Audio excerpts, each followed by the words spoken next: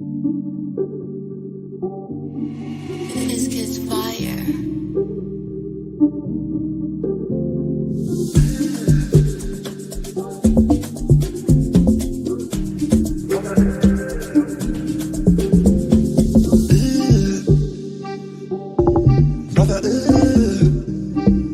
What's that? What's that, brother? What's that? What's that, brother? Brother, what's that, brother? What's that? What's that, brother? Brother,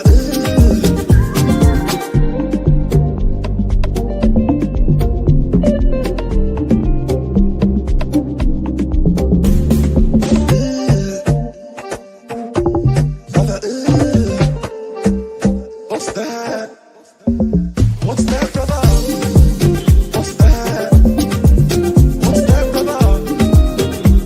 Brother, what's that, brother? What's that? What's that, brother? Brother,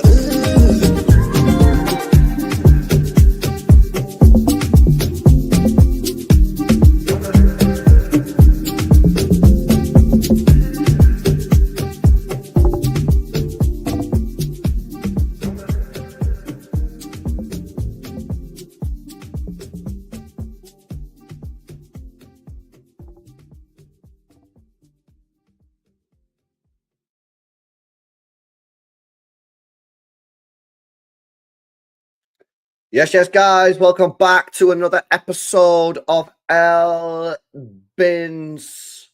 Hopefully, you guys are all well. Make sure you guys smash the likes. Make sure you guys are subscribed to the channel as well if you're new.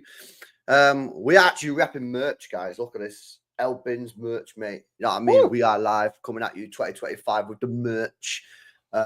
So yeah, it's actually pretty cool. Actually, it actually looks sick. What actually do we have in here? We have the City Stadium. You've got the Manchester skyline as well. Yeah, that's Town Hall. There's Town Hall, the Cathedral, the Hilton. Yeah, you got the B. Yeah, you got the Metrolink colours and the tram track going round the moon. Oh, yeah, that is true. I didn't see that. Yeah, and you got the Nobbins logo on the end. Very cool, man. Very cool. Very, very cool. Yeah, make sure you guys are smashing the likes. Hopefully, you guys are all doing well. We don't have the 115 outcome for you. Ooh. Yeah, that was the rumor going around last night on social media that it was going to be today. But I think obviously it was fake news, you know what I mean? And people spreading fake news. So yeah, there we are anyway. How are you doing, Bray? Are you well? Yeah, I'm doing very well, thank you. Yes, doing fine. International break now, so we get a break from watching City not do well. But yeah, doing all right, thank you. How about you?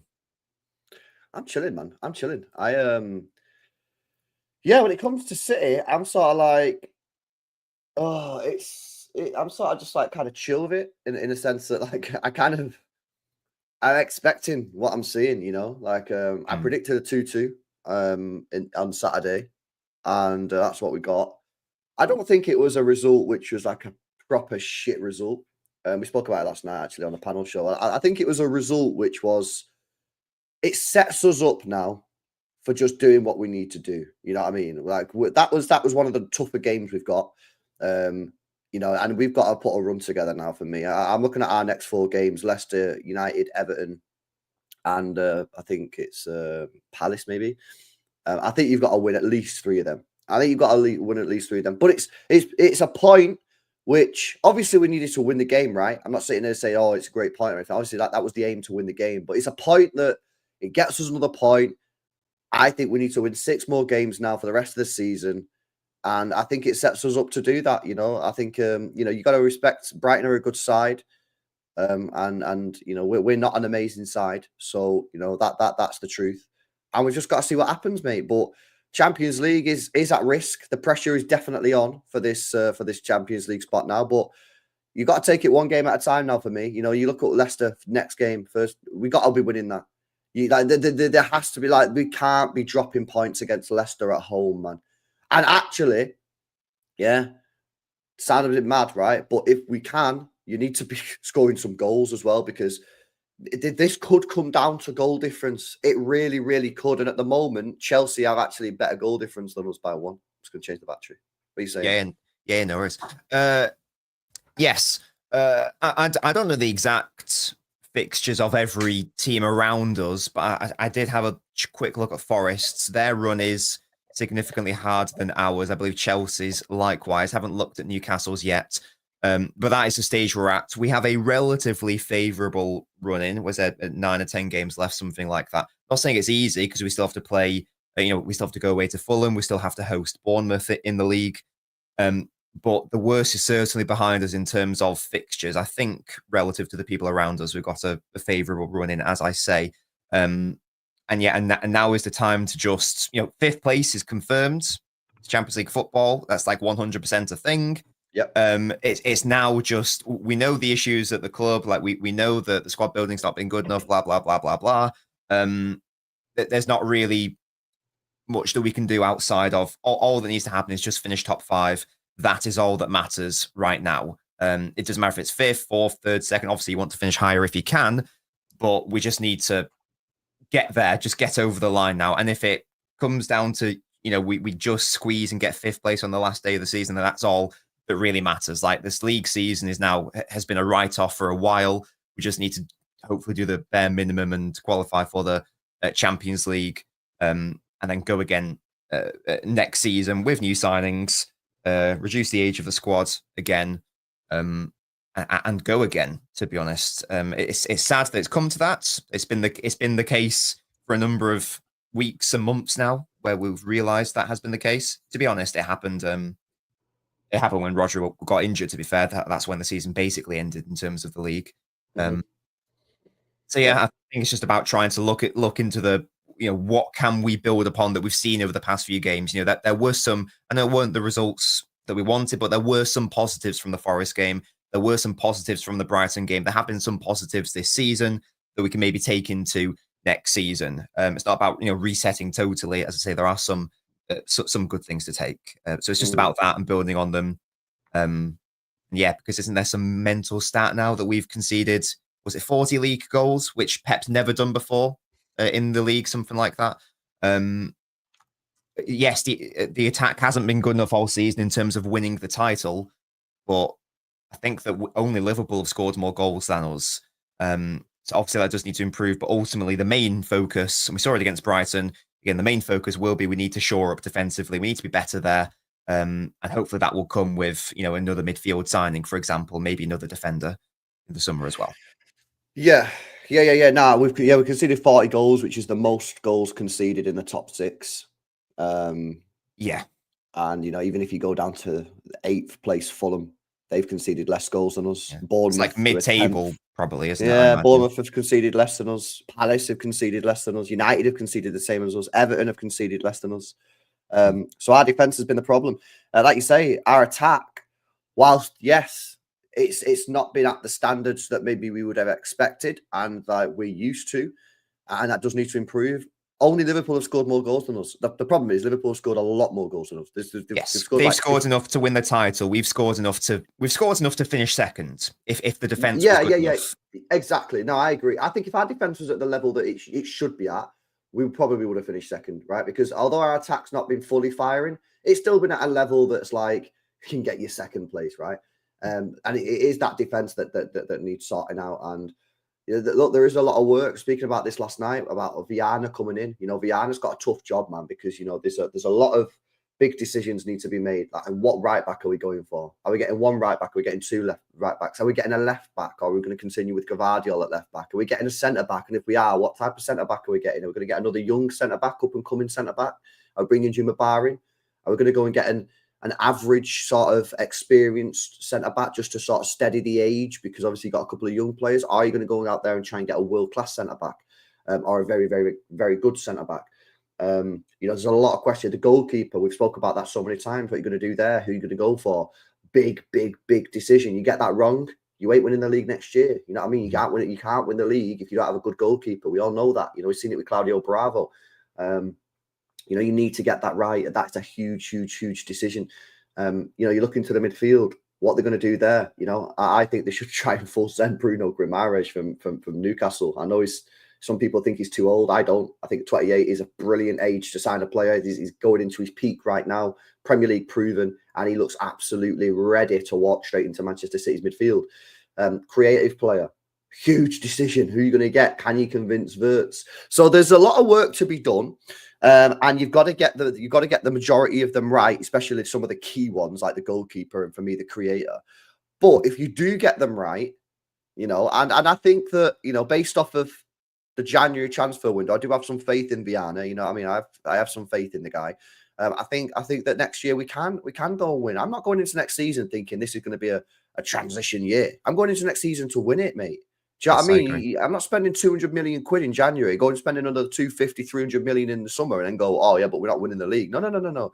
The aim of the game next season is to win the league. And if we execute our transfer policy correctly in the summer, I believe that we can 100% do that, you know, but we've got to get these key signings right. We really, really have to. Then, of course, you've got other sort of nuanced stuff like Rodri. How will he be when he comes back? Will he be the same as ever? Or is the ACL going to make him decline? We don't know. Bob, apparently, a guy on Twitter yesterday who was at the game said Bob played yesterday like he's never been away. Of course, it is an academy game. We don't fully know what it's going to be like, but I'm really excited to see Bob back. So, yeah, I don't know, man. I think that, you know, I want to try and end this season with a bit of positivity, man, because this season's been so negative from so early. Basically, as soon as Rodri got injured, it's just been a shit show on it. It's just been a load of fucking negative vibes. And, you know, as much as people can try and stay positive, it's really kind of difficult to stay positive at times when you win one game in 14 and the players are playing like shit. Like, that's just the truth of it. Do you know what I mean? So now we're getting players back from fitness. You're getting players like Huzanov step in and play well. You know, Mamouche, you know what I mean? I'm starting to see some nice link-up play there with Haaland. That will only develop, get better and better. I'm hoping and praying that the coaches get onto our attackers when Doku's got the ball. You know, Savio, I think, is playing well. It's just end product isn't there. Nico G's come in and steadied the ship a little bit. And, you know, now you are going to be getting Bob back and Rodri will be back in a month or maybe 6 weeks. And he will come back into the team as much as people are like, don't rush him back. No. If the doctors sign him off, he's getting in the... Pep's just not going to be like, I'm not going to play him for the rest of the season. I'm not going to play him in the Club World Cup because I don't want to rush him back. If he's been signed off from the doctors, he's going to play. So, yeah, I mean... I unfortunately, I don't really have too much confidence for the game against Bournemouth in the FA Cup, but I'd love to win the FA Cup this year. Like, I really, really would. Like, I've been so on the FA Cup for like 4 weeks now that I'm like desperate to win that trophy. And I know it's going to be a tough game because they battered us there last time in the Premier League, and you know, obviously we're not playing too good. But if we can go there, get the win, go to Wembley, and hopefully try and win a final in this season, I honestly think that shows, you know, just how good of a team we actually are, in the sense that, yes, we're crap this year by our own standards, and actually by quite a lot of other team standards at points in the season, 1-1 in 14. But there is still a core of good players there. Do you know what I mean? The players that, yeah, okay, have been really quite poor by their own individual standards this season. You know, a manager that maybe has got a lot of stuff wrong this year. There's no shame in saying that the manager, even though he's a great manager, has made some crazy decisions, in my opinion, this season. But, you know, factually, there are still a group of good players and a good manager there that can win something. And if you can do that in a season which has been a disaster, I think that sets us up going into next season very nicely. So that's where I'm at with it, man. You know, I just want to finish the season positively, but that comes from the players. The players are the ones that set us up.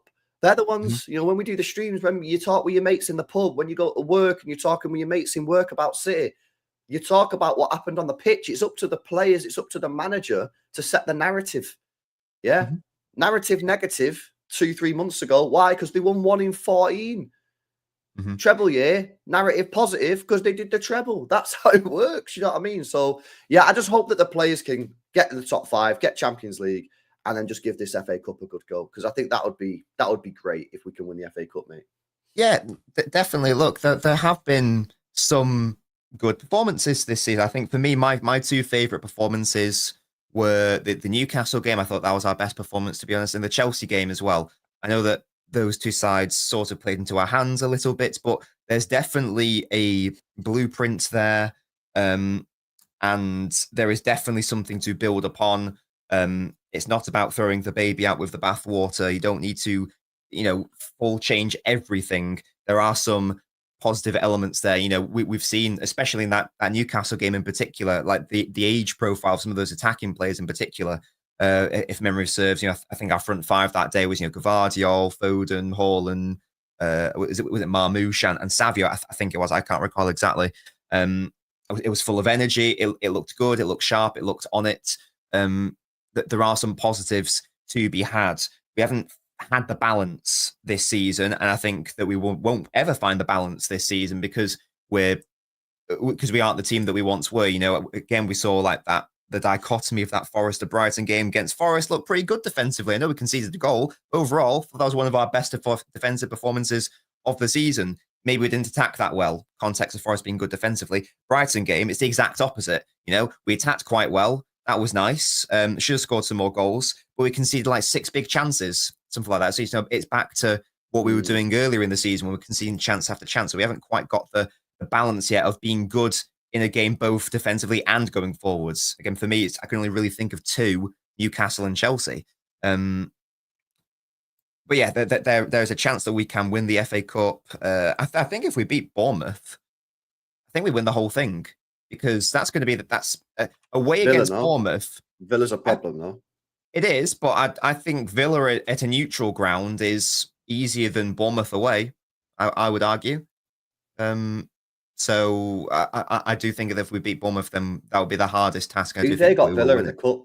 Oh, they got Preston, man. For fuck's sake. Yeah, I know. Yeah, that's the thing. Who else is in it? I can't recall. Is it Forest? FA Cup. Yeah, Forest are still in it. They've got. Let's have a look. So it's Fulham versus Palace, Brighton versus Forest. That's a good tie for us, to be honest. Yeah. So hopefully, ideal scenario, we somehow get past Bournemouth away, and then we draw the winner of that Fulham game, and then we only have to play one of Villa Forest, in a final if we do get there. That's the dream scenario. And there's no guarantee we do it, but as you say, if we do it in an off season, it's pretty good. And yeah, it's about trying to take some positives. Again, Marmouche has looked good. If the setup is right, he looks really good on the counter attack. I think like Nico on Saturday, like his pressing created both goals for us. We've missed that all season. Yeah, I know that he wasn't perfect in the game, but when you consider that our counter pressing this season has been piss poor, and then all of a sudden someone comes in and counter presses to get us 2 goals, I'm going to take that as a positive personally. He's going to get better with experience and time on the side, especially with Rodri coming back. Yeah, there are some promising signs. We know the problem areas. We know some players don't have a long-term future. We know that will hopefully be resolved in the summer. It's just about hoping that does happen, hoping we're able to move on enough players and bring in enough good replacements. That's all it is. Yeah, you know, on the Nico G thing, people keep on asking me about Nico G, about, what do you think about Nico G? Like, I've seen people saying he's slow, and shit like that. And like, my thing on Nico G is like this, right? Okay, one, he's 100% an improvement on what we had in there prior to him joining. Yeah. Obviously not Rodri, but like, the Gundogan, the Kovacic's, like we all agree on that, right? He's not Noah. He's not Noah. That's cat, bro. Not what? Sorry. He says Nico G is a bigger waste of money than Nunes, which is just fake news. That's just what I would say about Nico G is he's definitely good enough to be part of the squad. Will he be a long-term first team starter, i.e., like in the team week in, week out? Remains to be seen. But he's a high-quality squad option, and I think I judge him properly next season when he's next to Rodri and in a team that's playing well. I think there's a chance he might be able to play first-team football week in, week out. But I also don't know. He also might just become a squad rotation option. But he's a good player. He's a good player who Pep trusts in that midfield, and I trust in that midfield. So I think it's a great signing. I think it's a good signing. Like I say, it just remains to be seen as to whether next year he's going to be playing week in, week out, or whether he's a bit more of a rotation. Yeah, I mean, I think... Oh, sorry, I think you've frozen for me. Hopefully we don't disconnect. I think that I'm a big Nico fan. I think he's started his City career very well. Oh, you're back for me, by the way. You're back. Oh yeah, I don't know. Internet's playing up. I think that he's started his City career well. I think that there's been a bit of a misconception as to what he is as a player. I think, again, some people are looking him as a Rodri alternative. And to that, I would say that he's not a defensive midfielder. He's not. He's far more similar to like a Gundogan than a pure defensive midfielder. His long-term future at City will not be as an alternative to Rodri. It will probably be someone more playing ahead of him. For Porto, he was not in the double pivot for Porto. He was not the out-and-out six. It was his midfield partner, whose name evades me now. That's quite embarrassing. But that was his role. So he's come into a City side, and this season he's not playing the position that is going to be his long term. He can fill in for Rodri, and that's great. And I think that he's doing that very well, all things considered. But I think people have to accept if they are having a go at Nico, and that's perfectly fine. But you've got to also appreciate that this is not his position. So he's only going to get better when an actual defensive midfielder comes in and they're able to partner one another. I think LB's internet's gone again, but hopefully we stay connected, and that's absolutely fine. So those are my thoughts on Nico. I'm a big fan. I don't quite like the negativity that's coming his way. When he's come in, he's improved us. He's not even playing his best position. You're back. He's not even playing his best position, and for me, I think he's actually doing quite a decent job. I think, of course, there are improvements that need to be made, especially off ball, in settled defense. But we can't ignore all the good that he's already done. Again, on Saturday, without him, we don't score those 2 goals because he counter presses Marmouche on the counter attack in transition. Boom. We've missed that all season, basically, because Gundogan can't do it. Kovacic can't do it. Bernardo Silva can't do it. And Nunes isn't trusted to do it. And Nico O'Reilly isn't trusted to do it. Nico Gonzalez is the only one who can do it and has Pep's trust to do it. He's quite essential, especially given the context of Rodri's injury. You know what it is for me as well? I'm a big Nico fan. Yeah, you know what it is. I don't know what's going on the internet, man. It's fucking weird. You're back now, I think. Yeah, but when it comes to Nico, it's about having a player that can do the 6 job to a decent standard, right? Because the club have obviously decided, right, that they're not going to just go out and buy an out-and-out 6 like a Zubimendi, right? And the reason is because when Rodri's back, Rodri will play hopefully less games than he previously played, because we have previously exploited this guy. Yeah, honestly, man, he should take us to court, mate. Really, it's ridiculous. But like, instead of playing 90% of games or 95% of games, which Rodri did, maybe we could drop that down to 80, 75%. And that's what Nico Gonzalez will be able to do. If you remember when Gundogan was in his prime, and he came in and filled in at the 6 CDM position a couple of times. I remember United 6-3. I remember before the game. And also even for Fernandinho, he did that as well. Like in the 18-19 season, Fernando got injured towards the end. Gundogan played a lot and did well. And that's what we're looking for. And I think Nico Gonzalez does that. I think Nico Gonzalez will predominantly play next to Rodri as a sort of pivot player. And that could be very interesting to see them both, because Rodri can go forward as well, and Nico Gonzalez will probably go forward. That'd be quite interesting to see. But then he can just fill in and stuff. So yeah, I think Nico Gonzalez has been a good signing. I think it was a necessary signing. It's a good signing. I like him. I think he's a good player. And time will tell as to whether or not he will be playing regular first team football or whether he'll be a squad rotator. But regardless of what happens, I think he's a good signing. I still think we need to sign another sort of all-rounder, like a Bruno G, in my personal opinion, because we need to increase the size of this squad. We need to increase the size of the competition. But yeah, I think it's a good signing, man. But yeah, it's quite interesting because for some reason yesterday, I got quite a lot of comments in the chat. Quite a lot of people tweeting me or DMing me saying, "What do you think about Nico Gonzalez?" I was thinking, did he play bad or something? I didn't think he played particularly bad, but I don't know. Maybe people thought he was going to be like this mint player. I also just think that I think that it's kind of difficult to judge players in this season because of how crap we are. You know what I mean? Like, there's very few players this year that have stood out. Like, Kuzanov's come in and done well. You know, Rico Lewis, obviously having a bit of a tough year. A lot of the fans are getting onto him. Again, I think you judge him next season when the team's better. You know, last year he was all right. The year before that he was all right. This year when we're crap, everyone's getting onto him. I'm like, yeah, no, I don't think he's playing particularly well, in my opinion. But judge him next year when we're better. If we're better next year and we're challenging for the title and he's not good, then fair, isn't it? But I don't know, man. I don't know. It's just, yeah, that's where I'm at with Nico Gonzalez. But I think it's a good signing, man. Yeah, definitely. And I think it's hard to, and again, I'd be very wary of judging basically any player based on this season. Every player this season has been a victim to he's not good enough, sell him, that sort of thing. And the players we're talking about are Gvardiol, it's Foden, it's Haaland, it's Doku, it's Savio. These are, the oldest there is 24 years old, I think. Some of those players have only been here for 2 seasons or 1. These are players who could be here over the next 10 years or there or thereabouts. And people are too quick to jump on, like, I want new shiny thing now.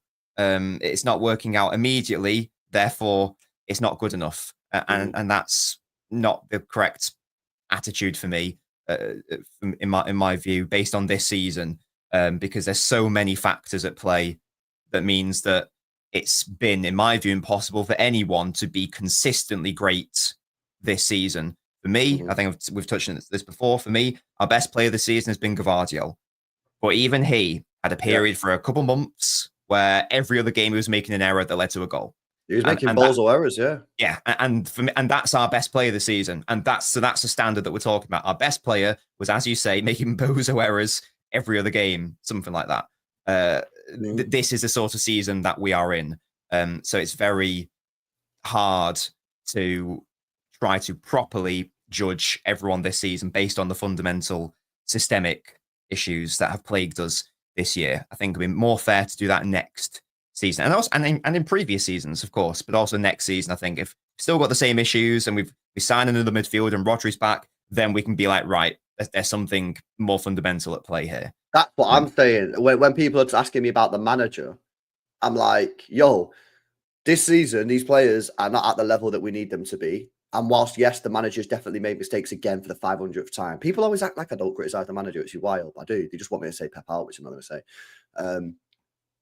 Like, fairs next year. Like, if we spend 300 million, we get Wirtz, we get fucking Bruno G, we get a centre back, we get a new goalkeeper, we get a right back, and we're still shit. Like, fairs, if you want to criticize the manager at that point and get a bit more serious with it, fairs. But like this year, I'm just like, I don't know. I just think it's one of them seasons that you just have to fucking write off, innit? You know what I mean? Write it off. Hopefully, if we manage to win the FA Cup, amazing. You know what I mean? That'd be great. If we win the Club World Cup, great news. But I think it's just one of them seasons, man, which is just write it off. It's been a tough year. Let's learn from it. The learning is the same learning from 2012 when our transfer window was crap. You know what I mean? It's the same. You have crap transfer windows. And obviously, I was too gassed up in the summer, man, for fucking Gundogan in it. But realistically, like, we should have been calling that out in the summer, saying this is a bad transfer window.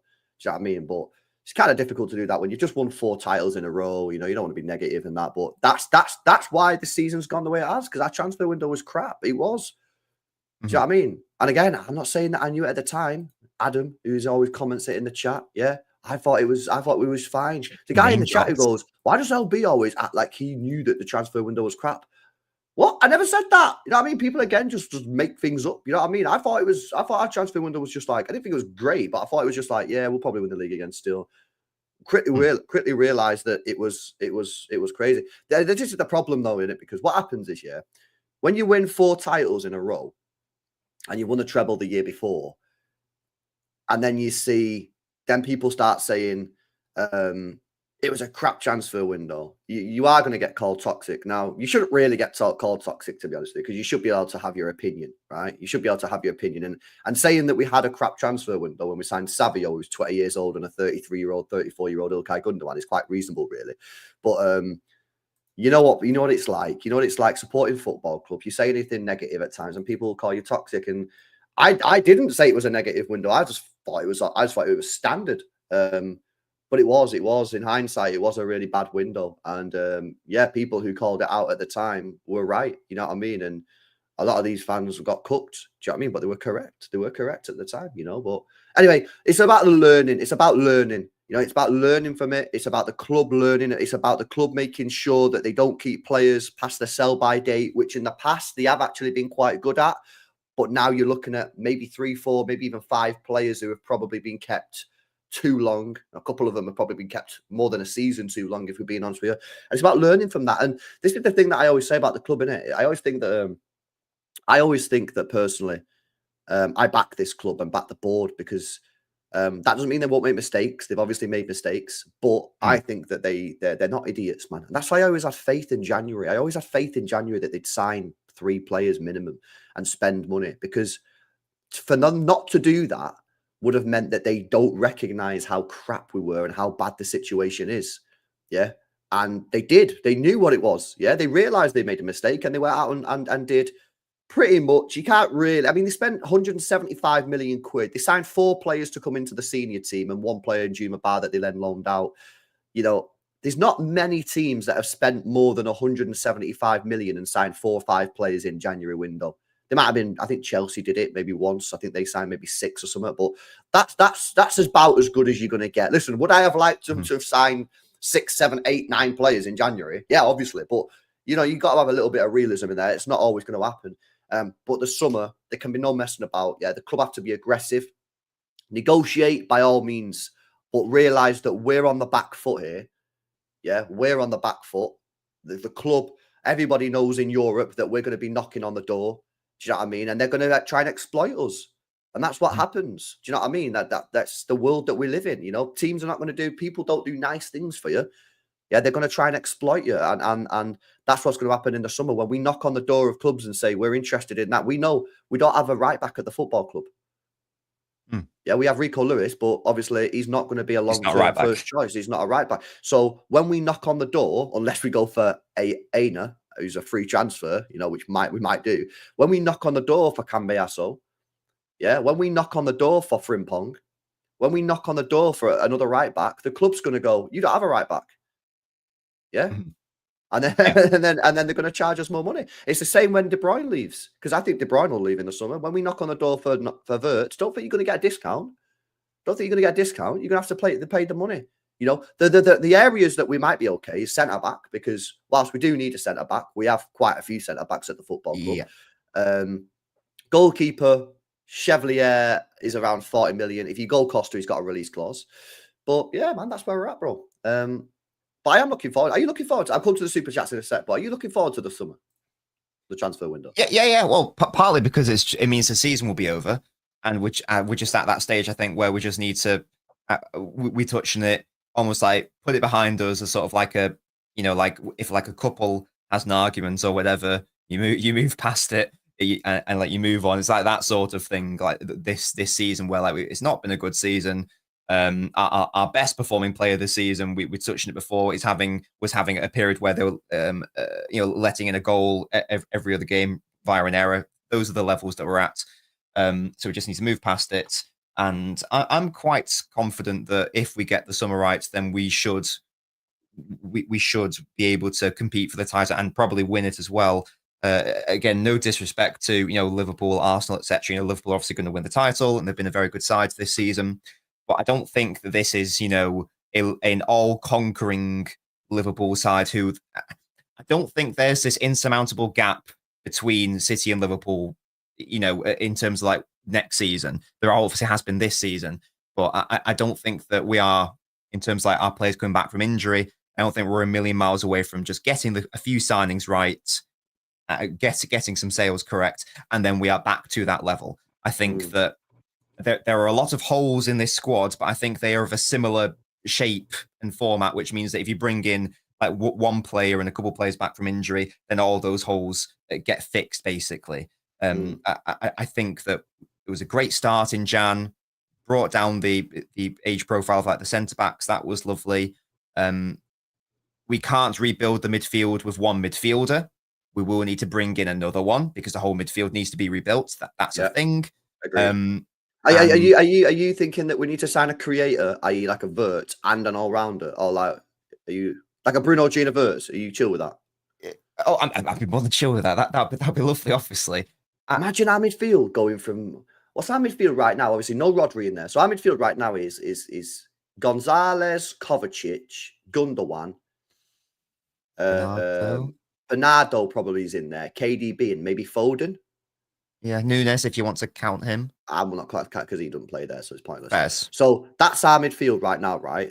And obviously, KDB is not looking too great right now. He don't even get on the pitch. Foden is not at the level he was last year. Imagine going from that midfield to Rodri, because Rodri will be back, Bruno G, Nico Gonzalez, Wirtz, Foden, and then whoever else you have. Yeah, maybe keep a Kovacic. I'd probably keep Kovacic, to be honest, in that. Yeah, in answer to like the question about do you think we also need a creator? I don't know. I'm a bit on the fence with that. I know we definitely there is no negotiation. We definitely need another. I don't know what term you want to use. All rounder /8, whatever. We definitely need another one of those because we need to move on Gundogan. We need to upgrade on Kova, Nunes, etc. We need more than just Rodri and Nico G there. So we need another one of those. At minimum, do we need another out and out creative central player? I don't know the answer to that. I haven't yet decided whether we do. I think a lot of it will depend on how Echeverri goes on like this summer, for example, in like pre-season. For example, I think that might be a key factor. It depends what happens with Kevin.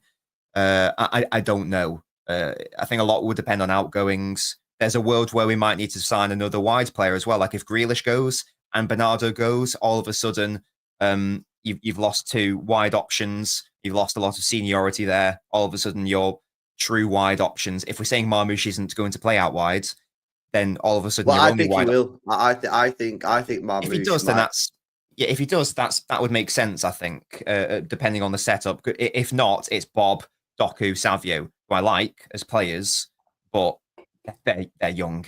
No, I agree because I asked this question the other day, and then someone said, I can't remember who said it, but someone said to me that but if you say your wide options, and he probably will fucking stick Echeverri out on the wing, by the way.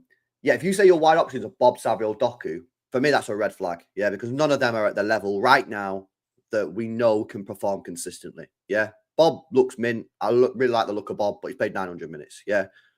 Doku can't assist Haaland at the moment. Yeah, which ain't working. And Savio is, again, I think maybe two years away from being a real top player, right? If you then throw in the fact that maybe Marmoush might be playing on the left and maybe Foden might be playing on the right, because I don't know what's going on with Foden long term. Is he going to be playing on the right, inverted in, or is he going to be in the middle? Then all of a sudden that looks a little different. But then obviously you've got to consider that you probably do need a creator then because you've lost those two players from the middle because they're going on the wing. So I definitely think you need a creator. And obviously we're hearing like the rumours coming out that maybe Wirtz is maybe a bit more open to joining City than he was maybe a month ago or whatever. I think maybe Leverkusen have let him know that they're going to make it super difficult for him to go to Bayern Munich. Super difficult because they don't want to send it to Bayern Munich, which is obviously legit. And apparently Real Madrid are interested, but they ain't interested until next summer. So, and again, there's no guarantee. You could stay there and go, I'll wait for Real Madrid then next year. But there's no guarantee Real Madrid will pull the trigger on him next season. We've got to get to next season and go, you know what, we actually don't want him. Ardagula's slamming it now. And then he's missed out chat. City aren't going to wait around, are they? City not going to wait around for him. If Wirtz says no this summer, we got to go sign someone else, whether it be Baena, whether it be Xavi Simmons, whether it be Sudakov, De Ketelaere. By the way, looked pretty decent actually for the 5 minutes I saw him yesterday against for Atlanta. So yeah, that's where I'm at. Let me come to some of these chats, man. Big up to you guys. Make sure you guys are smashing up these likes as well, people. Over 500 people locked in on the anti-clickbait title, LBX Nobbins. Is that the title of the stream? Yeah, sometimes I'm like, when I don't really know what I'm going to stream about, I'm just like, I'll just call the stream like LB Nobbins or something. You know what I mean? I call it an anti-clickbait title. It's there's no thumbnail, there's no title. It's just straight up. The people who are in this stream right now are the people who are watching back on replay are like the people who They're real guys in it. You know what I mean? They're the real guys. These are guys who watch me all the time, man. So I appreciate you guys watching. Big up to LB. Says thoughts on Nico G. Seems abnormally slow. Well, we kind of discussed this earlier on. I think it's a good signing. Again, I don't for agree. me, He's slow. What do you mean slow? Like abnormally slow makes sound like he's like really slow. Is he like fast? I wouldn't say he's fast, but No, I just say he's He's- average speed. yeah, he's not. I don't think he's slow. No, No, and he's he not- did really, really well on that first goal, by the way, to win the ball back. Like we've missed. I think you mentioned it earlier Yeah, on. and the second goal. Yeah, I think he's doing all right, man. I think he's doing all right. Again, I think don't compare him to Rodri, is all I'd say in it, because Rodri's a unique. He's a Ballon d'Or winner. Yeah, you know what I'm saying? And this guy, is he a natural six? I don't really think he is. If you listen to his interview when he first joined, he's talking about getting on the ball, going forward. He talks a lot about like not really what a six does, and then he kind of just threw in. But I don't mind tackling, I don't mind defending, and that. I think he kind of knew that he's going to be playing as a six for 5 months or whatever. So I need to sort of gas up my defensive abilities, which actually I thought he showed quite well yesterday, obviously with the pressing and tackling. But he kind of let me know, yeah, when I watched it, I'm interpreting what he's saying. What I'm getting from him and what he's telling me is that I'm not a six. I'm an eight. I'm a hybrid pivot player, you know. But yeah, I think he's decent, man. Big up to Benno, who says, "Not gonna lie, I'm glad for the week off." Yeah, me too, mate. Me too. I'm gonna look forward to it, man. Big up to Jordan as well. Says, "Big up, lads. Hope you're both doing all right." Yeah, we're all good here, man. We're all good. Repping the Elbins merch. Established 2023. Come on, Manchester skyline. It's actually a sick design, man. It's actually a sick design. I designed that. Yeah, very good, very good. Big up to Sturdy. Said, "Big up, lads." LB, you said Foden is not creative and is a second striker. Nobbins, you said people who think this are idiots. I'm more with Nobbins. I didn't say he's not a creator, but I do think his main thing is on the edge of the box, getting goals like he did against fucking Dortmund, like he did against Real Madrid. That's where I want to see him. I want to see him next to the striker or deep. Foden's strengths for me are dribbling with the ball. Yeah. So in that case, you've got to play him as a bit of an 8, really, because then he can get the ball deep and run with it and dribble. But his shooting is also very, very good, as we saw last year when he was slamming goals in left, right, and centre. So then I want to see him in and around the penalty area. I see people say this, Foden a creator, and they're laughing. I do think Foden's an okay creator. I think he can create. Is he a David Silva? Is he a Kevin De Bruyne? No. Yeah, statistically, objectively, he just is. So people who say he isn't, if you want to disagree with objective data, then you do you. Is he creative compared to De Bruyne? No. But by the pass, no. But no one is. So if you want to say that you're well within your right to do that. But it's not even really an opinion. It's just wrong based on the data. I'm afraid to say, and also eyes, obviously. But just like based on the data, it's just the wrong thing to say. Where would you say you had no players, right? No players, and the club give you Phil Foden as your number one player, and say, so he's my all-star. He's your all-star. You're going to play him, and we're going to give you 10 other players to play around Foden, but you're going to build the team around Foden, right? What position would you play him in? Because he can play in a lot of positions. What position do you think that's the best position we can play Foden? So basically, what do I think his absolute highest ceiling position is? Yes. Yeah.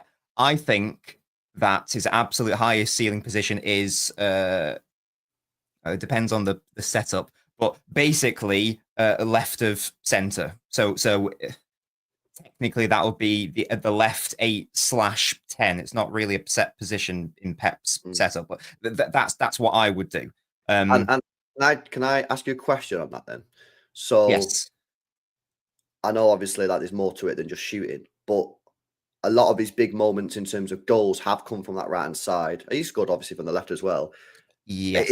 Are you saying you're just going to, even though, you may lose some of that cutting in, Ian Robben, smack the ball in with his left foot, a la Bernabeu, corner versus Dortmund. Are you just saying, whilst you might lose that, you get more? What more are you getting from playing him on that left? Is it the creativity? Is it what is it? Is it the link up play?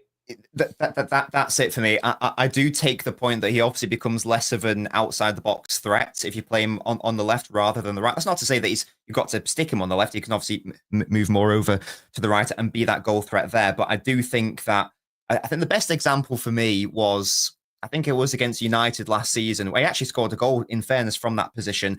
And it is that link-up ability, especially when Gavardio's on that left side. I just think that he offers more all-round if you play him there. I think for me, his best performances last season, in his best season, were there as well.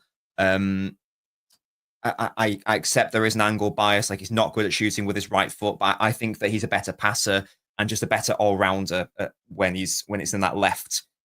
Again, I don't know what you term it, 8/10, whatever. I would like to see him, again, if you're saying like an all-star situation, I would like to see a similar thing that's happened, with Pedri at Barcelona, where I believe when Pedri was first came to Barca, I think he was an out-and-out 10, I believe, and he's actually been played a lot deeper, sometimes as a 6, in fact.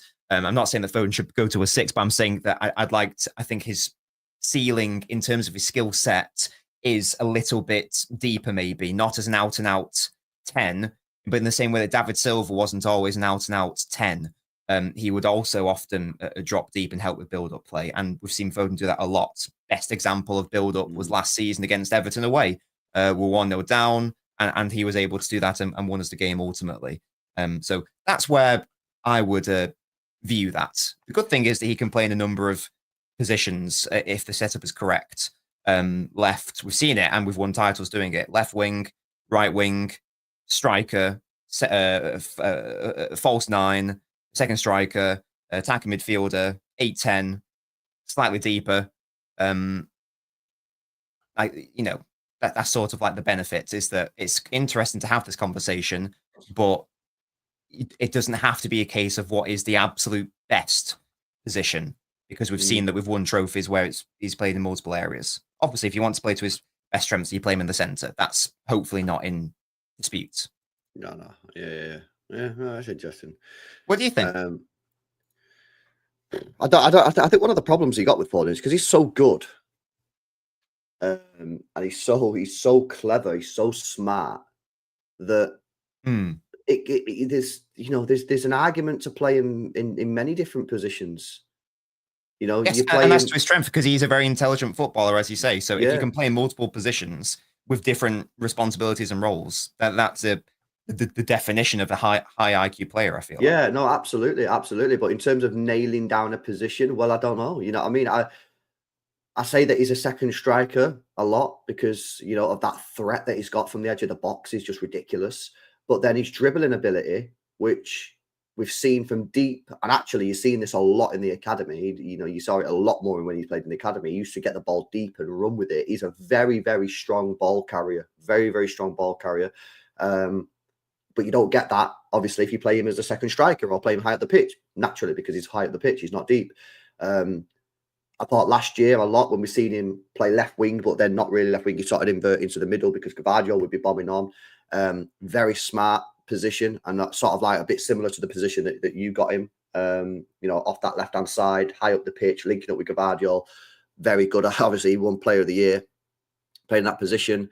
Right wing, it depends. Sometimes we've seen him play, like, for example, when he played against Liverpool at Anfield, unbelievable.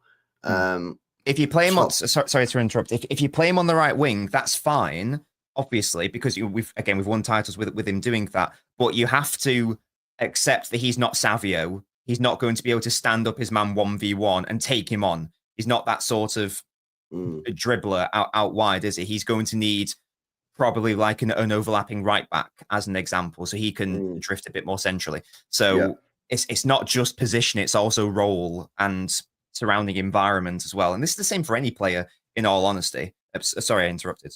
Apologies. No, that's cool. No, but yeah, there we go. The Foden thing, I know people like to talk about it, but the people like to talk about it because last year he was amazing. You know what I mean? He got Player of the Year, and this year there has been a drop off, 100%, and people are just wondering what's going on there. But again, let's see what happens next year. You know what I mean? He does need to up his game, I think, next year and get back to the levels, because if you, absolutely, that's the same for anyone. But yeah, let's have a look at some more of these. Big up to Tinsay says when there's no way world class 11 players. Is that what you're saying? World class 11 players and bench can decline so rapid all at once without manager doing something wrong and continues to do so. Change or get the fuck out. Here's the thing though, Tinsay. I think they can. I think they can all decline. Bernardo Silva's ran into the ground, bro. That is Bernardo Silva playing poorly or not influencing the game because of the manager. No, he's just not got it anymore because the guy's knackered. He's been run into the ground. Gundogan's 34. Kovacic is in his 30s and can't do what we need him to do. Yeah. There's a lot. Kevin De Bruyne again, he's declined massively. Walker declined massively. Edison don't want to be here. You know, I think that, again, I think that some of the manager's decisions and the subs on Saturday were wild. Yeah, and I think fans can criticise the subs, but I think honestly, I think they can. I think, unfortunately, what we've done this year, we've had a season where a lot of players have declined. You know what I mean? And at the same time, yeah, the manager is making some weird decisions. Hence why we are, you know, if Newcastle was to win their game in hand, we'd actually be out the Champions League spots. I think both things are true.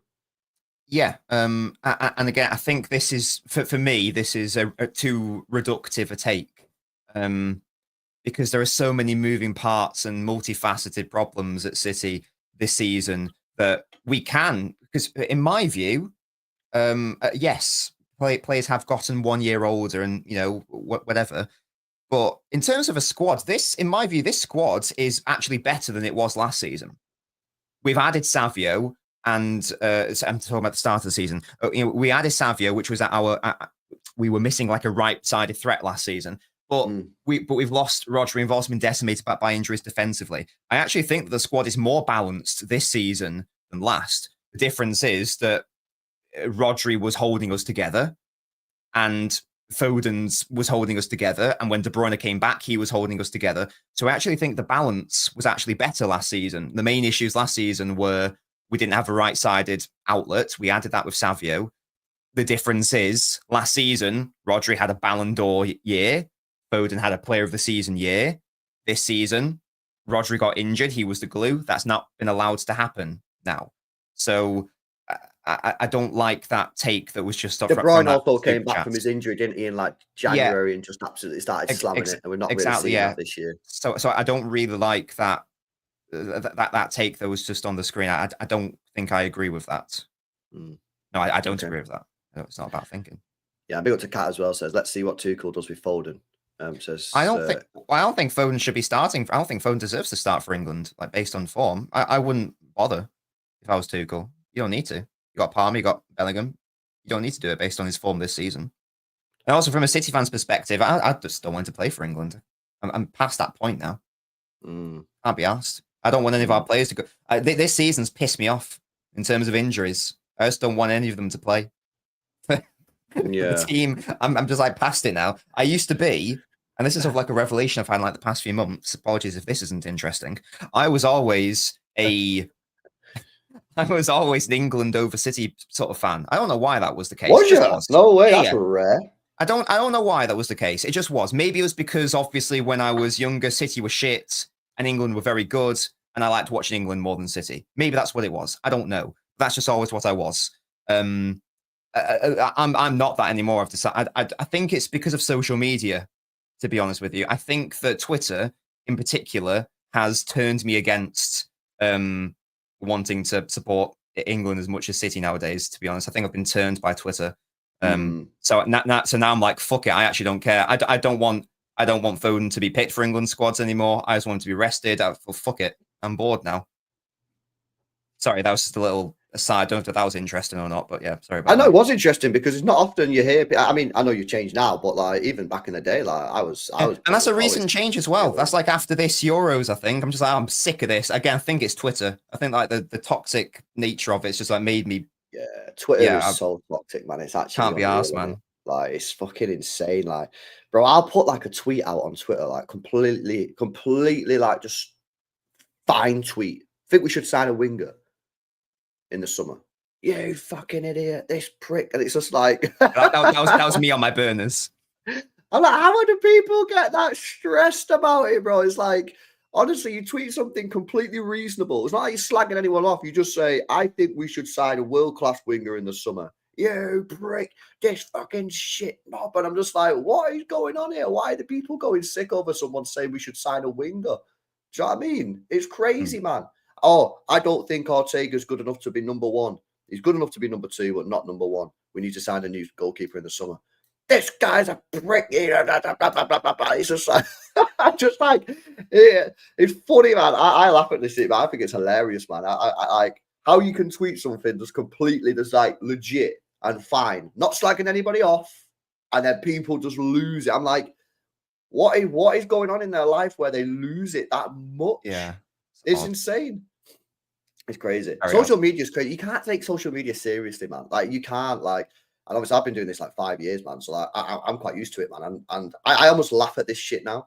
But the people just go crazy at stuff. I had someone yesterday when I was discussing Savio and Doku. I don't know if any of you guys some of you guys would have been in that stream yesterday that I did in the morning about Savio and Doku. You didn't watch it, probably not, yeah. But like, I promise you, yeah, all I did was just analyze the players. I didn't slag anybody off. Yeah, I said, I actually defended Doku. I actually said, I don't think Doku's the issue. I think it's a coaching issue. I think we need to get more players in the box.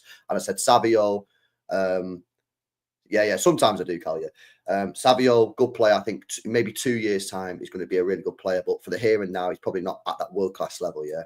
And some people was in the comments like, why you always slag these two players off? I'm like, did you actually watch the video? Like, I didn't, and it wasn't a clickbaity title either. You know what I mean? Like, I don't know what's wrong with some people, man. I think that I think some people just have like pent up rage, and that like they just as soon as they get an opportunity to rage at someone, they'll just do it, man. And it's you've got to just laugh it off, man. Otherwise, you end up. No, yeah, there's a lot of specimens on there. Like, you know, for example, like again, indeed, like, you know, there was obviously the big Liverpool City rivalry, etc. But when that was happening, I wasn't on social media, so I obviously despised Liverpool. It's, you know, rivals, standard thing. But because of like the antics and social media of a certain fan base, I now dislike that club more, and I'm quite happy for Liverpool to win not happy for them to win the title. I'd rather they win the title. And again, it's the impact of Twitter for me. Anyway, that's an aside. Sorry. But yeah. No, it's crazy, man. It is crazy. Smash these likes up as well, people. Yeah, all right then. Well, there we go. What is our next fixture? Is against Leicester, innit? So that's a big game, man. That's a very, very big game. Now we got to win that. As I said at the start of the stream, in an ideal world, guys, we kind of need to score some goals as well, because there's a real chance that this could come down to goal difference. My mate sent me his full predictions, yeah, of like every game to the end of the season. And he didn't look at the table. He just said, these are how many points I've got. I said, you do realise he had basically Newcastle 4th and City and Chelsea joint 5th. And I said, you do realise you've got City and Chelsea joint 5th on goal difference. And it would depend, and obviously it would depend on goal difference. And right now, Chelsea are above us by a goal. Chelsea have got some tough fixtures coming up, man. Real tough fixtures. I'd be surprised if Chelsea get top 5 from this position, because their fixture, they're going to have to if they get top 5, you're gonna be, wow, they've got some really good results, because their fixtures are tough, really tough. Whereas ours, we do have winnable fucking games, man. Yeah, I know we play Leicester. I think we play Southampton, don't we? Yeah, Wolves at home. Palace is at home. I know they're a good team, but they're at home. Yeah. You got United, we've got to beat United, man. If they can't do the double over us this year, oh my days! Imagine this United team doing the double over us. We need to restore some pride. That 2-1 at home was horror. That was hell. That was horror. I couldn't. That in a season where he's shit, just try to win the derby. We couldn't even do that. So yeah, we need to win at Old Trafford to restore some pride. Here's a question before we go. Right, I've seen a lot of talk on Ola Aina free transfer. Would you be down for Ola Aina free transfer, or do you not think he's good enough? Because I really like him. I think he's a really good player, and I think if you got him on a free, homegrown as well, by the way, apparently, if you got him on a free transfer, combine it with someone like a Frimpong, and all of a sudden you've got 2 right backs there who offer you something completely different. You've got Frimpong as you like mad attacker, like getting down, overlapping your wing backs. You want to go a little bit more solid, because people are saying he can't defend. I don't know if he can. You want to go a bit more solid, play Aina, free transfer, 28, prime of his career. What are you? Where you at? That'll cost you 40 million euros for the pair because Frimpong's 40 mil at Aina's a free. I think it's good, man. So Aina as a backup. Well, not necessarily a backup. starting It right back. would be Frimpong. So you got Frimpong. Let's just say you get Frimpong and Aina. Yeah, you get them. Can we say Cambiasso instead? Because I don't. Okay, let's do Cambiasso. You want to do so? Not necessarily a rotator. It's just depending on the opposition. Maybe you want to be a bit more solid at the back. Maybe you play Aina. Maybe you want to invert. You'll play Cambiasso. You want Cambiasso to bump. So it just depends on the game. It's like, yes, probably Cambiasso will maybe end up playing more games than Aina. Yeah, that's fair. But I wouldn't be bringing him in and saying, oh, he's just a second choice. It's more of like a different option depending on who you're playing. I think it's a good signing, man. Yeah, it is a good signing, but I would not be happy with it if we didn't bring in another fullback. I agree. We need two right backs. Who's better than him? Whether that's Livramento, whether that's Cambiasso, whoever. But I don't dislike the signing, but I would be upset if he was the only. Upset's not the right word. I'd be frustrated if he was the only fullback that we did bring in. But in terms of bringing him in, yeah, he's a good player. But that's where I'm at with him. Good. I thought Livramento last night was very good. I think Livramento will be a great player. You can maybe argue he's already great. Yeah. The problem is, I think they signed him for like 30 mil. So if we was to sign him, they're probably going to want 60 mil. Yeah, I don't. Now they've won a trophy in particular. I don't know if like Newcastle's the club to try to poach players from. I feel like that'll be a tight knit group who want to try to do something together there. I don't know if it's going to be easy to get Newcastle players. Yeah, that's why Cambiasso might be easier. Italy have financial issues, don't they? Serie A generally, so.